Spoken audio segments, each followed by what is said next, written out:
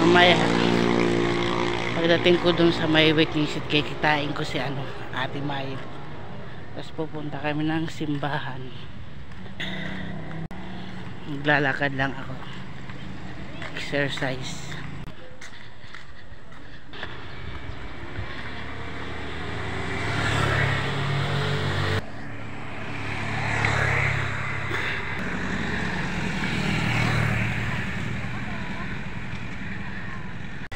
Nakakahingal. Ayan, pababa.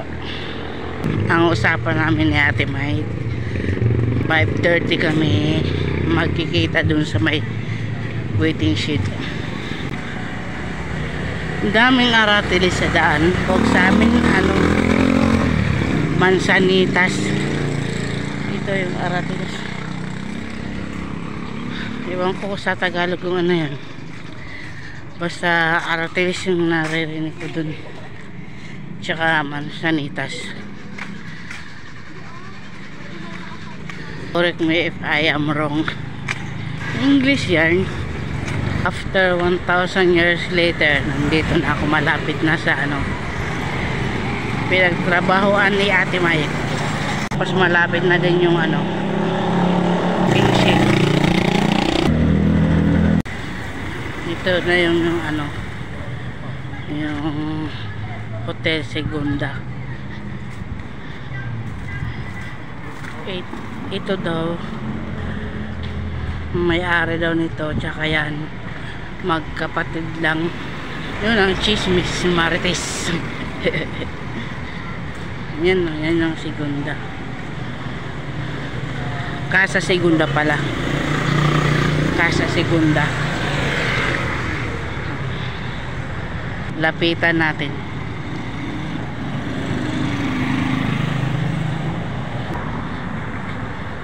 Ayan na.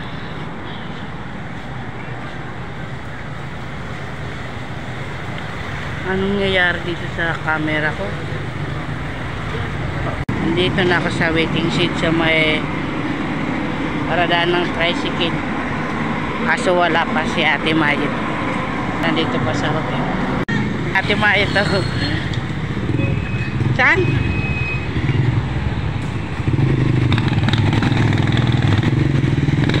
Tama lang Tama lang. Ko sa simbahan kung saan naibalita na gumuho yung simbahan. Sa sobrang dami ng tao Aswins, di ba yun? Basta yung sa Marta Moring tawag. Ito yung Grotto Vista, yung sikat na resort. Marami pong puntang foreigner sa mga artista.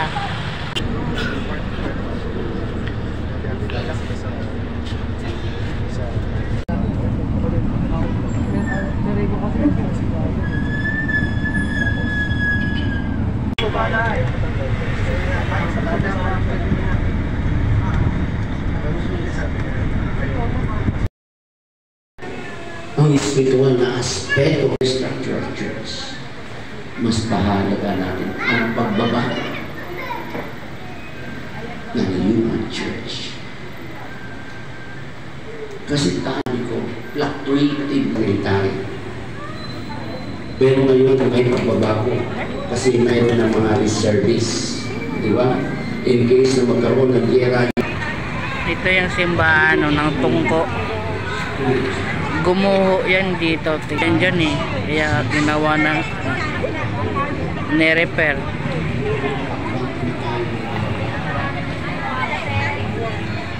Paggabi na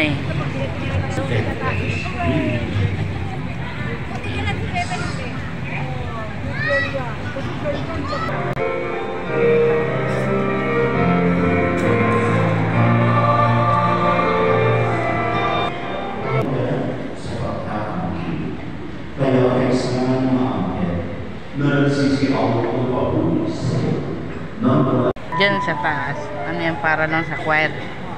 Tapos dito na banda yung sa mga taong sisimba. Kaya nag-iba doon.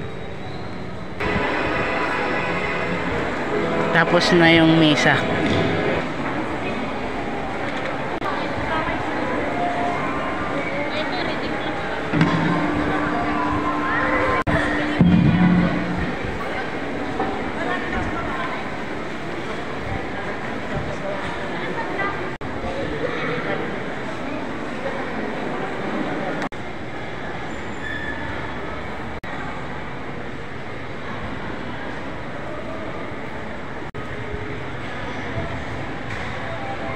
Kapag-publish niya na.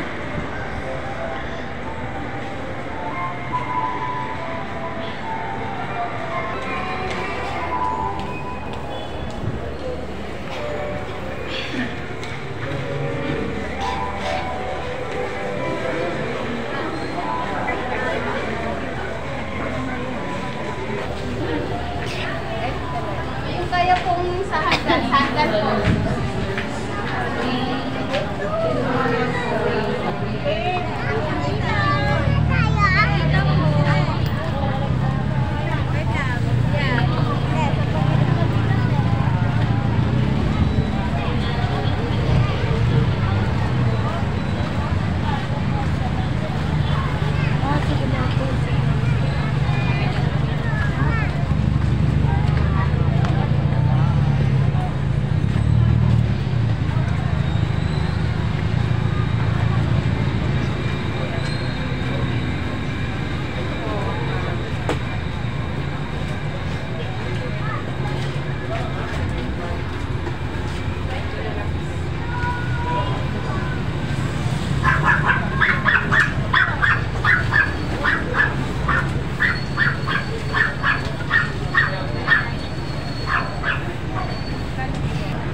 Wala sila ng ano, may laman. Yung may laman. 150 o yung 100. Ah, Wala na yung different size.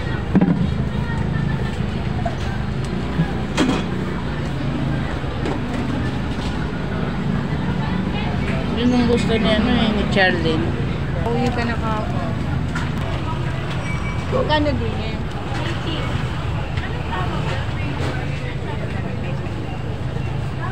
Sarap yan sa munggo, no?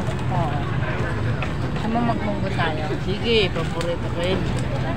Papakyawin yata natin mahit, ah. Pag ano, yung may laman pag wholesale, magkano? Yung malaki 125, yung malaki 85. Ito.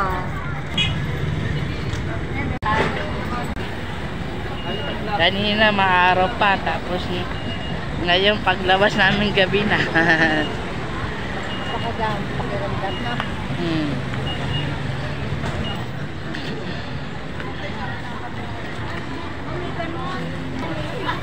Ano yun? Ulam natin yung maalat. Oo. Magkano daw po sa itlog na maalat? Kano dito ito? 15, 14, 3, Alin dyan katak? Ano? Yan po, 325, maliliit. Ito daw, 325. 225? Oo. Yun na maalat. Ito, di pa ito nalaga, no? Sarap nun sa, ano, kamatis, no? Pero gusto kong kamatis yung, ano, hinog. Tayo, ulat na kaman. So, 75.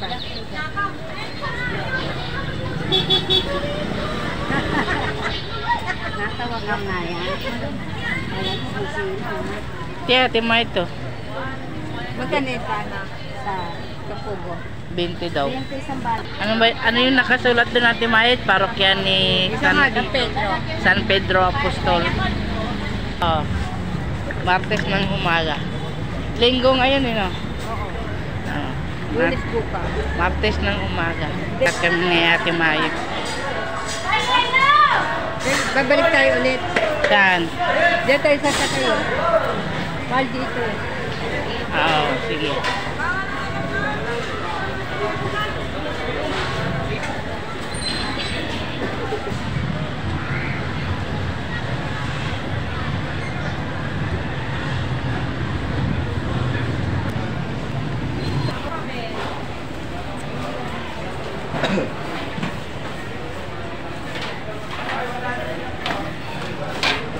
Ako mo yan. Anong bibilin? Ah.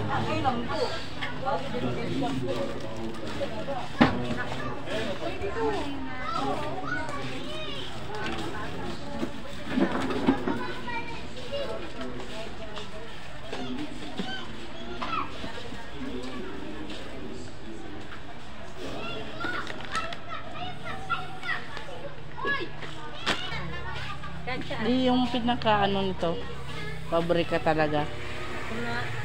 Dito sa Bulacan. Kasi nung pumunta ko dun ka ano mo, Kuya Rico, ang daming ganyan-ganyan.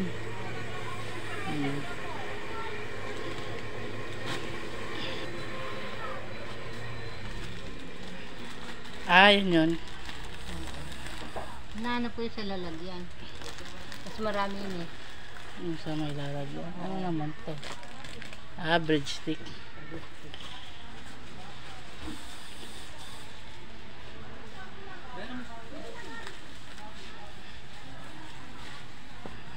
Lalagyan. Ano po yung nasa ano?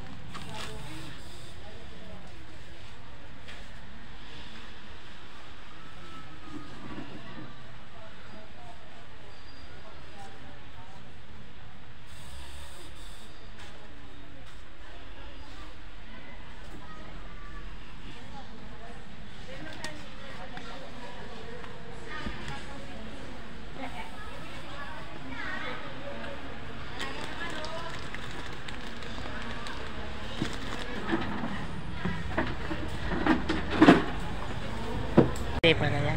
50. Ay, 150. Ano ba yun? Kaya pala din natin mahanap kasi nandito sa labas eh, no? May amusal kami sa umaga. Tapos bumili kami ng itlog na maalat. Sabi kasi, Kaya pala di matanggal yung kamay mo kasi nakasabit yung singsing eh. Sabi ko, hindi ko naman naiipit. Lire, yung pala naka ano yung singsing.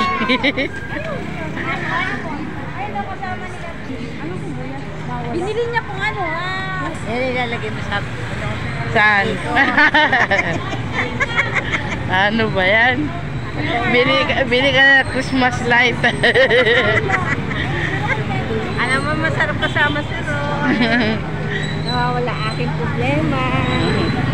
Minsan-minsan lang. Aalis na naman sa Martes, paluluktot na naman ako. Sana nasa mabuting kalagayan si Joey. Sinout out mo pa si Joey, ma. Ayun.